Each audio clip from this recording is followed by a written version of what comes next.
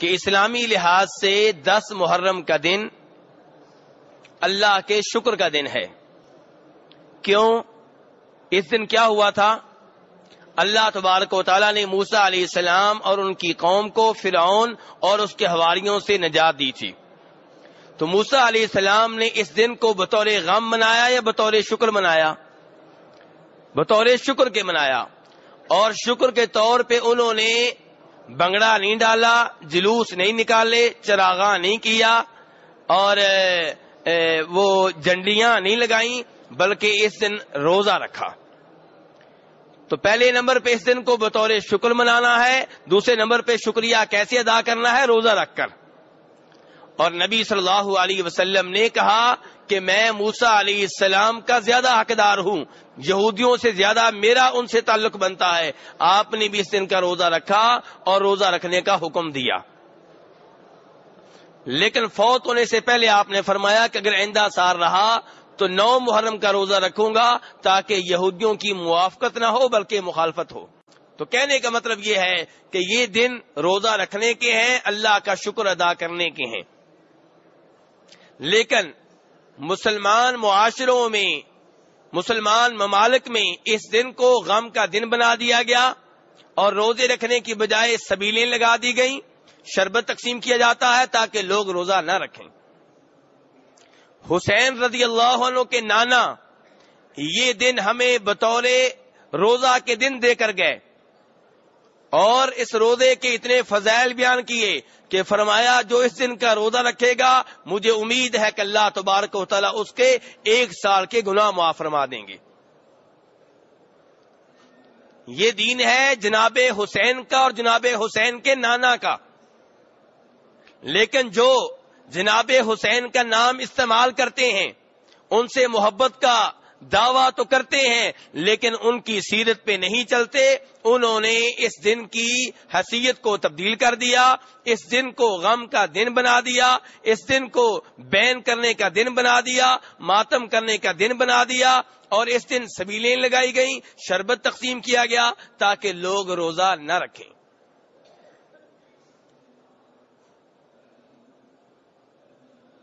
میرے بھائی، یہ عظیم دن جس دن روزہ رکھنا ہوتا ہے اور روزے دار سے شریعت کا تقاضا کیا ہے، مطالبہ کیا ہے کہ یہ تمہارے روزہ رکھنے کا دن ہے. کیا کرو؟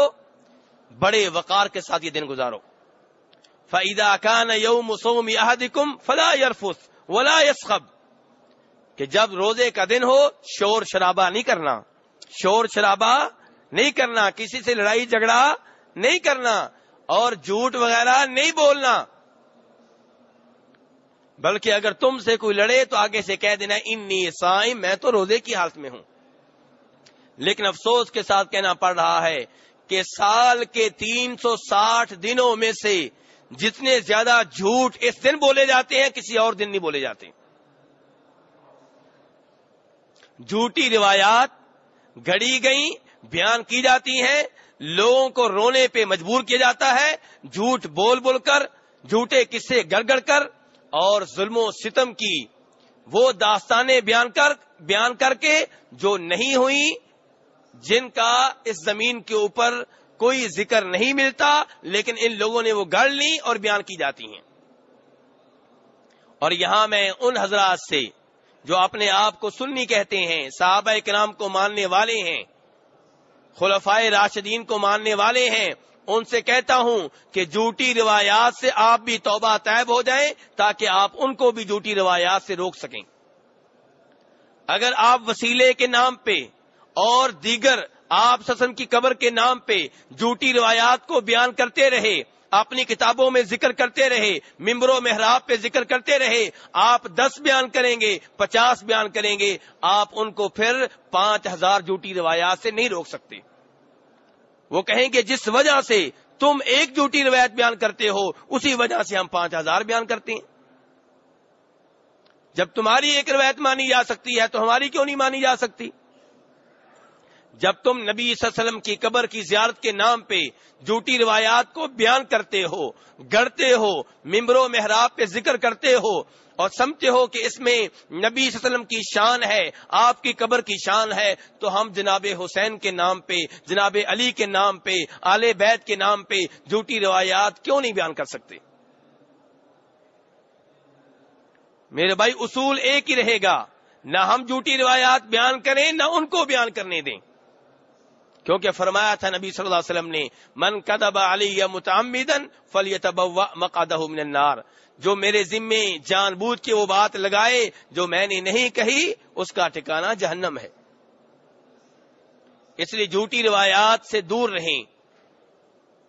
تو میرے بھائی مسئلہ یہ ہے کہ فرمایا تھا نبی صلی اللہ علیہ وسلم نے کہ لیس منا من لطم الخدود وشق الجیوب ودعا بدعوى الجاہلیہ، وہ ہم میں سے نہیں ہے۔ اللہ کے رسول کیا کہہ رہے ہیں؟ وہ ہم میں سے لوگ اہل بیت کی طرف اپنی نسبت کرتے ہیں اور کام وہ کرتے ہیں جن سے اللہ کے رسول صلی اللہ علیہ وسلم بری ہیں، لا تعلق ہیں۔ اللہ کے رسول کہہ رہے ہیں وہ ہم میں سے نہیں ہے۔ کون؟ من لطم الخدود، جو اپنے رخسار پیٹے، وشق الجیوب، اپنے گریبان کو چاک کرے، ودعوا بدعوى الجاہلیہ، اور جاہلیت کے بول بولے۔ بخاری مسلم کی روایات میں سے ہے میرے بھائی یہ حدیث۔ اللہ کے رسول کہہ رہے ہیں وہ ہم میں سے نہیں ہے۔ اور جناب ابو موسیٰ اشعری رضی اللہ عنہ کے بیٹے بیان کرتے ہیں، یہ روایت بھی بخاری یا مسلم کی ہے، کہتے ہیں کہ میرے والد ابو موسیٰ اشعری جو کہ صحابی ہیں، بے ہوش ہو گئے اور ان کا سر ہمارے خاندان کی کسی عورت کی گود میں تھا۔ جب بے ہوش ہوئے عورتوں نے سمجھا کہ شاید روح قبض کر لی گئی ہے، انہوں نے رونا شروع کر دیا، بین کرنا شروع کر دیا۔ ابو موسیٰ اشعری رضی اللہ عنہ کو جب ہوش آیا تو فرمایا جو بین کرے، جو اس طرح کی حرکتیں کرے، میں اس سے لا تعلق ہوں، اس سے بری ہوں، کیونکہ فرمایا تھا میرے نبی صلی اللہ علیہ وسلم نے کہ میں بری ہوں، انا بریء من السالقہ والحالقہ والشاقہ۔ فرمایا تھا رسول اکرم صلی اللہ علیہ وسلم نے کہ میں لا تعلق ہوں اس عورت سے، میرا اس عورت سے کوئی تعلق نہیں ہے جو مصیبت کے وقت آوازیں بلند کرے، والشاقہ، جو مصیبت کے وقت اپنے کپڑے پھاڑ ڈالے، والحالقہ، جو مصیبت کے وقت اپنے بال مونڈ ڈالے، میرا اس سے کوئی تعلق نہیں ہے۔ اور تیسری حدیث میں فرماتے ہیں نبی صلی اللہ علیہ وسلم کہ بین کرنے والی، نوحہ کرنے والی عورت اگر موت سے پہلے توبہ نہ کرے تو قیامت کے روز اس حال میں اٹھایا جائے گا کہ اس کے اوپر خارش کا کرتا ہوگا جس سے اسے خارش ہو رہی ہوگی۔ ہم دنیا کی خارش برداشت نہیں کر سکتے، اور یہ کرتا ہوگا، عذاب کی شکل میں ہوگا۔ عذاب کیا؟ خارش کی شکل میں۔ تو میرے بھائی دین اسلام بین کرنے سے، نوحہ کرنے سے روکتا ہے، رخسار پیٹنے سے روکتا ہے، مصیبت کے وقت آوازیں بلند کرنے سے روکتا ہے، مصیبت کے وقت اپنے گریبان پھاڑنے سے روکتا ہے، رخسار پیٹنے سے روکتا ہے۔ مصیبت آئے تو کیا کریں؟ مصیبت آئے تو کیا کریں؟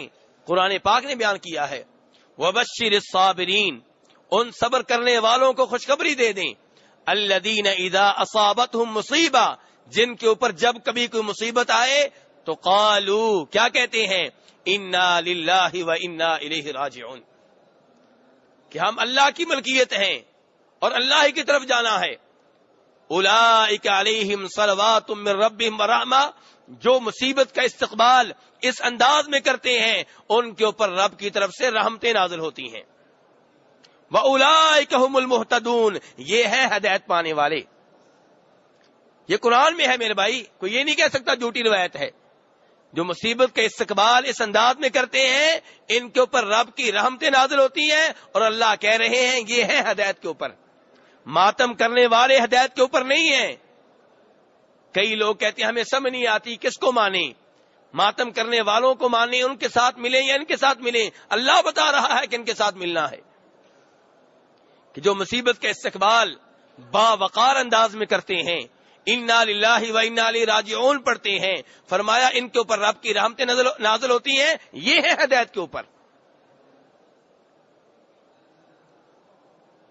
اور میرے بھائی، جب نبی صلی اللہ علیہ وسلم کے صاحبزادے جناب ابراہیم فوت ہوئے، نبی صلی اللہ علیہ وسلم نے انہیں اپنی گود میں اٹھایا ہوا تھا، آنکھوں سے آنسو رواں دواں تھے۔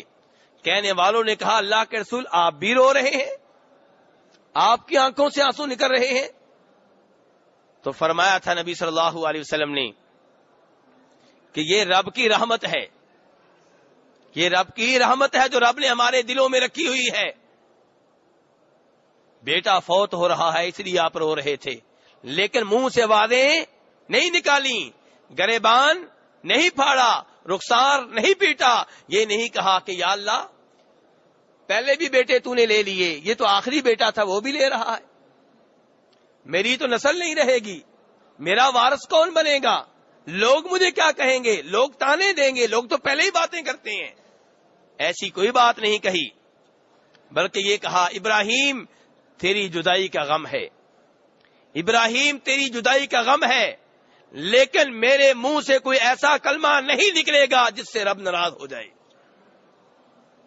بخاری مسلم کی روایات ہے میرے بھائی، اللہ کے رسول کہہ رہے ہیں ابراہیم تیری جدائی کا غم ہے، لیکن اللہ کی قسم میرے منہ سے کوئی ایسا لفظ نہیں نکلے گا، کوئی ایسا کلمہ نہیں نکلے گا جس سے رب ناراض ہو جائے۔ آنکھوں سے آنسو نکلنا اور چیز ہے، منہ سے وویلا کرنا، بین کرنا، گریبان پھاڑنا، رخسار پیٹنا، بال نوچنا، یہ اور چیز ہے۔ لیکن اب تو بات بہت آگے نکل گئی ہے، رخسار پیٹنے سے معاملہ کہیں آگے نکل گیا ہے، بال نوچنے سے معاملہ کہیں آگے نکل گیا ہے، اب معاملہ زنجیر زنی تک پہنچ چکا ہے، اب تو خون نکالا جاتا ہے۔ اور وہ جو عوام کو زنجیر زنی پہ مجبور کرتے ہیں، تلوار زنی پہ مجبور کرتے ہیں، خود ماتم کرتے ہیں تو صرف ہاتھوں سے، خون نکالا جاتا ہے تو غریب عوام کا، زخمی کیا جاتا ہے تو غریب عوام کو، ان کے سامنے ایسے ایسے قصیدے پڑے جاتے ہیں، ایسی ایسی مرثیہ نظمیں پڑی جاتی ہیں کہ وہ اپنا خون نکالنے پہ مجبور ہو جاتے ہیں، کیونکہ کہانی میں مرچ مسالہ اتنا لگایا جاتا ہے، جھوٹ اتنے داخل کیے جاتے ہیں کہ عوام یہ کام کرنے پہ مجبور ہو جاتی ہے۔ اس لیے میں اپنے آپ کو اس بات پہ مجبور پا رہا ہوں کہ صحیح حقیقت، صحیح واقعہ آپ کے سامنے رکھوں، ورنہ ایسے واقعات ذکر کرنے کی مجھے کوئی ضرورت نہیں تھی۔ لیکن مسئلہ یہ ہے، ایک طرف صحابہ کرام کی عزت کا مسئلہ ہے، ایک طرف خود آل بیت جناب حسین کی عزت کا مسئلہ ہے، تیسری طرف جناب حسین کے ساتھ جو معزز خواتین تھی ان کی عزت کا مسئلہ ہے، چوتھے نمبر پہ عوام کا مسئلہ ہے۔ اس لیے میں مجبور ہوں اس بات پہ کہ آپ کے سامنے واقعے کی حقیقت کو رکھوں۔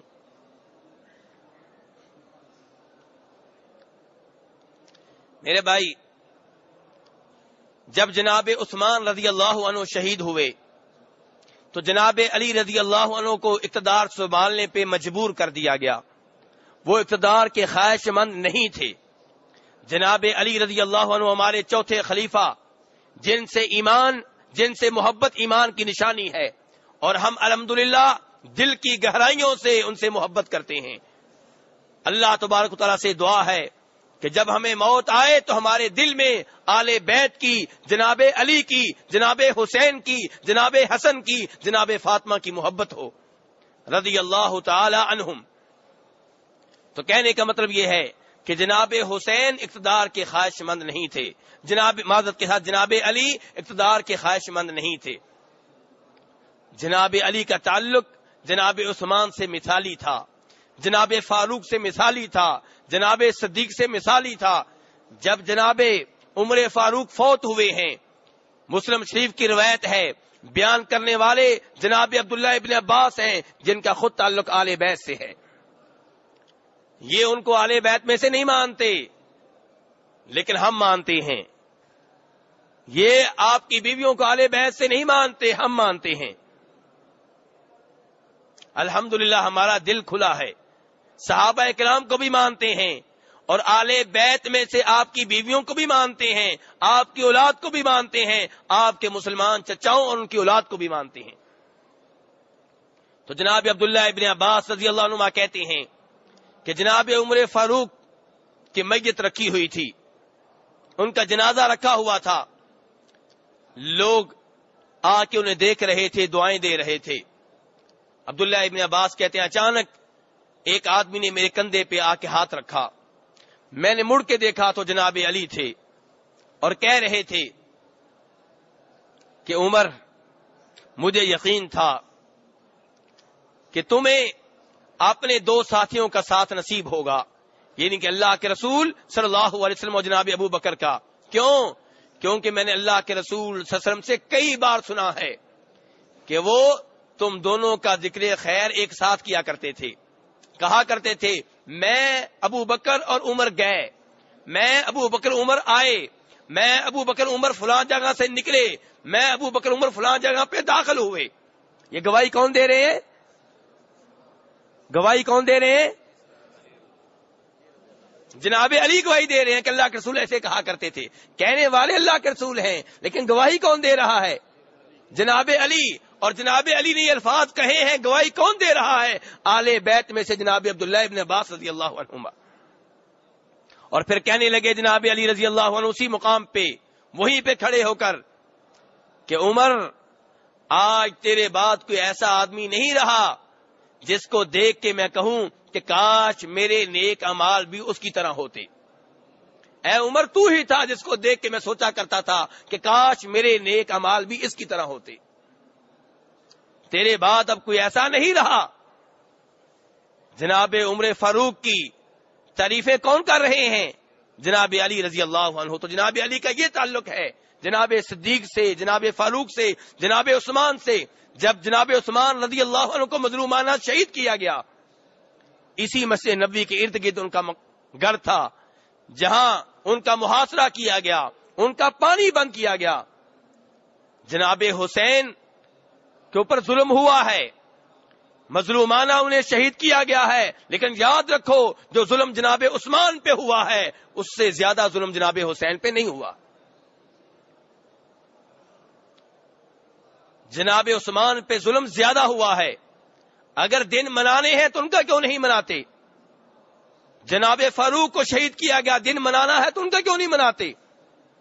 رسول اکرم صلی اللہ علیہ وسلم سے زیادہ صحابہ کرام کو کس کی فوتگی کا غم ہے؟ اگر دن منانا ہے تو آپ کا کیوں نہیں مناتے؟ وہاں تو جس دن آپ فوت ہوئے ہیں اس دن کو بطور تہوار مناتے ہو، بطور جشن کے مناتے ہو، بطور یوم ولادت کے مناتے ہو۔ لیکن بہرحال ہم بدعت کا مقابلہ بدعت سے نہیں کریں گے۔ ہم ان لوگوں میں سے نہیں ہیں جو کہتے ہیں چونکہ 10 محرم کو چھٹی ہوتی ہے جناب حسین کی وجہ سے تو اس دن بھی چھٹی کرو جس دن جناب عثمان شہید ہوئے تھے، جناب فاروق شہید ہوئے تھے۔ نہیں، ہم بدعت کا مقابلہ بدعت سے نہیں کریں گے۔ ہم تو یہ کہیں گے نہ اس بدعت کو ایجاد کرو، نہ اس بدعت کو باقی رہنے دو۔ تو بہرحال جناب عثمان کا جب محاصرہ کیا گیا، ان کا پانی بند کیا گیا، تو جناب عثمان کا دفاع کرنے والوں میں جو صحابہ کرام آئے ان میں جناب علی کے 2 بیٹے حسن و حسین بھی تھے رضی اللہ تعالی عنہما۔ وہ الگ بات ہے کہ جناب عثمان نے پسند نہیں کیا کہ ان کی وجہ سے خون خرابہ ہو، ان کی وجہ سے فتنہ و فساد ہو، ان کی وجہ سے لڑائی ہو، انہوں نے ان کو واپس بھیج دیا۔ لیکن کہنے کا مطلب یہ ہے کہ تعلق اتنا اچھا ہے کہ جناب علی رضی اللہ عنہ کے دونوں بیٹے حسن و حسین رضی اللہ عنہما جناب عثمان کا دفاع کرنے کے لیے